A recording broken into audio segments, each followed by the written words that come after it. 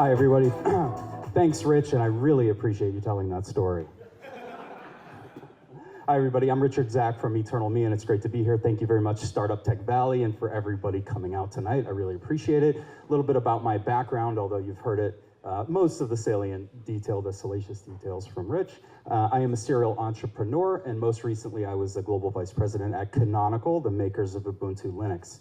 But here I am today to tell you about Eternal Me, and Eternal Me is a digital estate and legacy management platform. So this all kind of started about a year and a half ago.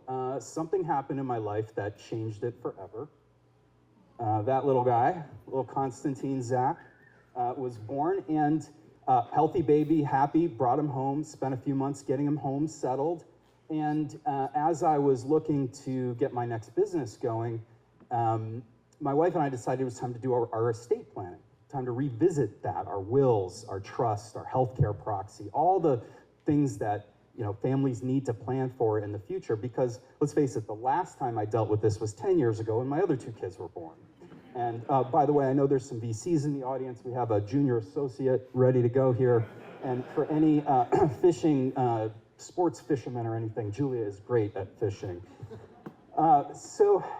So we went on this journey to get our estate planning documents updated. And what we found out is that basically nothing had changed in 10 years. Okay, so I was expecting, totally new experience from my estate planner or even from LegalZoom, but it just wasn't there. And the solutions out there cover the main things really well, like your house and your kids and your insurance policy. But I was really unsatisfied with another big area of my life, which is the digital component, the internet component. And I started getting really interested in this question: what happens to my internet life? These are my digital assets and my online identity after I pass away, because I wasn't finding any answers. So what are we actually talking about here? This is a lot of stuff. Financial accounts, like I have bank accounts that don't have a physical branch, right? Like online only accounts. I also have cryptocurrency. I bought an NFT once that's worth about 4 cents. I have airline rewards. I have online business. I have eBay accounts, Etsy accounts, PayPal accounts. There's accounts with real money that are not physical, that somebody needs to know what to do with. But then, I started thinking about all the things that aren't necessarily having tangible value. Things like my social media accounts, my photos, my videos, my email, all my accounts. I mean, when my grandparents passed away, I inherited a box of photos and photos and actually some beta videos. And I'm just sitting here going I don't have printed photos anymore. I have 10,000 photos on a hard drive somewhere or in my social media account. Well, what happens to that stuff, right? And I couldn't find the answer, and this really bugged me.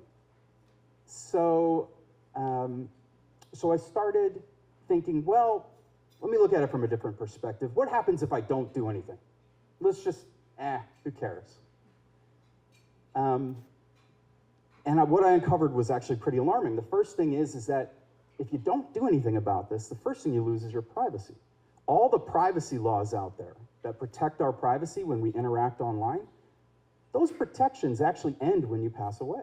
Most people don't know that. It's crazy, right? You actually have to have somebody go in and close your accounts in order to remove their authorization to use your data.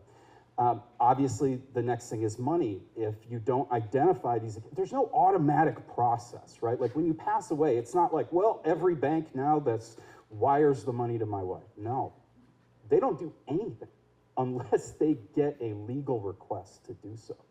So if you haven't identified these, there's a lot of money at stake. And then, of course, last but not least, are memories. What will happen when you pass away?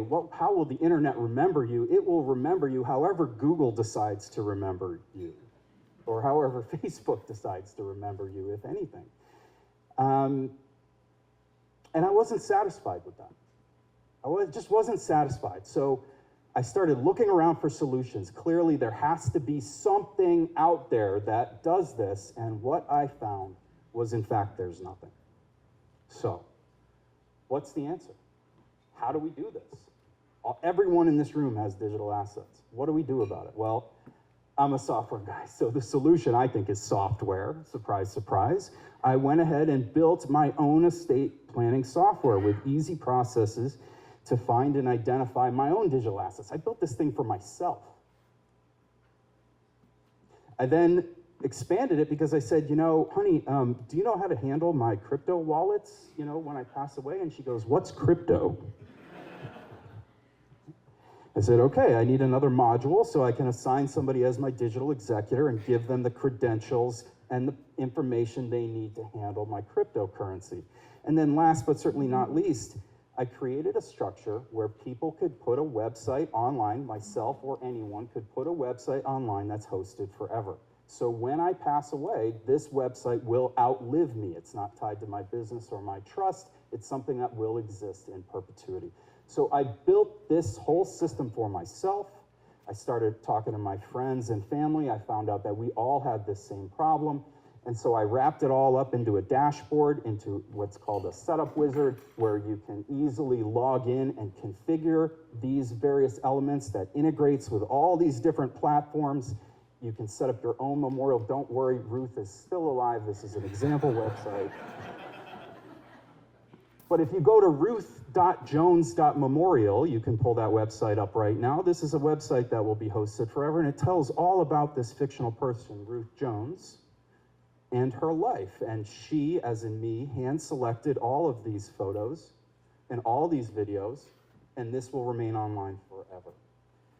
So today I'm very pleased to announce, however, that things went well. We signed up a lot of our friends and our family. The software is working, and you know what we found was that a lot of people really trust their estate planners or their financial planners. And we thought, you know, how great would it be to just be integrated in the normal estate planning process as something that is just a part of the normal process. So we're launching our new, this is a launch preview, this is technically launching next month, digital estate software for estate and financial planners.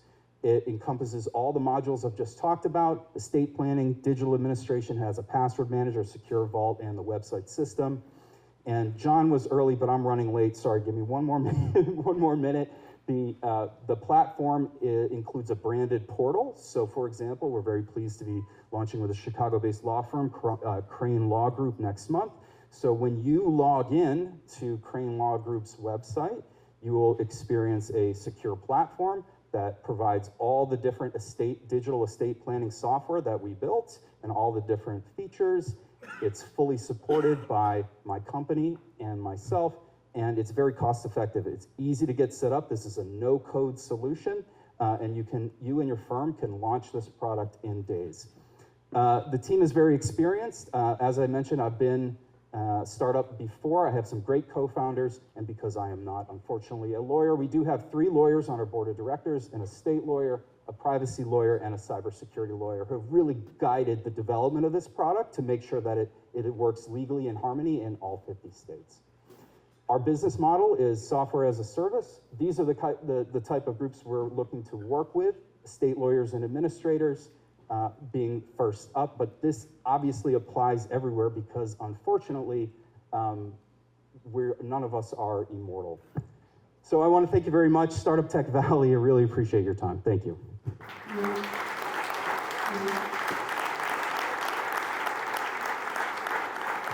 So I do have a special offer and an ask for everyone today.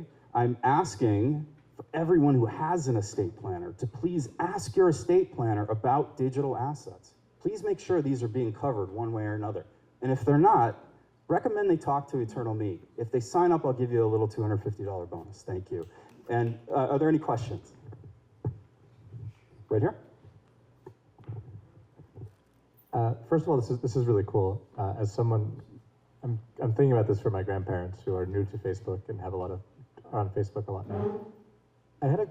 So I've been around long enough now where digital rot is like a significant concern. I've been on the internet for 25 years now, from Usenet to CompuServe to AOL to I've got like emails in my wake. Forever's a long time. Are you guys thinking about like will the internet exist in its current state in the way like when we think about like you know, if I signed up for this, I hope I'll be around for like another 60 years. What does that look like? How are you safeguarding that? And as a follow-up to that, I gotta know, did you meet your wife online? Rich Honan, I'm always going to love you, my friend. Thank you. So to answer the second question first, I did in fact meet my wife online. And we've been happily married for 13 years. Thank you. As far as the other question goes, how do we keep these websites online forever? Look, nobody can guarantee forever, but we all know, everyone in this room knows the internet isn't going away. We all know that it's a part of our life forever, just like automobiles and restaurants and everything else. So what we did is we formed an infrastructure that is meant to last forever in terms of the business structure, trusts to pass on business ownership from one owner to another that exceeds my lifetime, life insurance policies that called Keyman policies to make sure that that process is funded. And we have a special partnership with this organization called the Wayback Machine, the Internet Archive, so that in the event that any of our data is somehow corrupted, they will keep a permanent record of us online forever. Is there any other questions right here? Should I wait for the mic or should I just ask you right here? I can hear you, so I could repeat it. Oh, okay, sorry.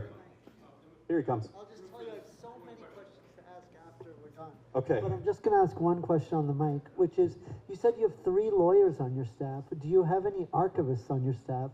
And if not, why not? Oh, that's a really good question. So the question is, we have 3 lawyers on staff, why not any archivists? I think we're just not there yet. You know, but I think that I'm impressed by your question because it's certainly something that we're trying to build. I mean, that box of photos I have from Grandpa, right? You know, right now I still have to like manually scan that stuff and like get it in, but we are actually currently in discussions with a company to partner with them. So you send them your box of photos and they bring it online. I think that's all the time I have today. Thanks again, everybody. Have a great day.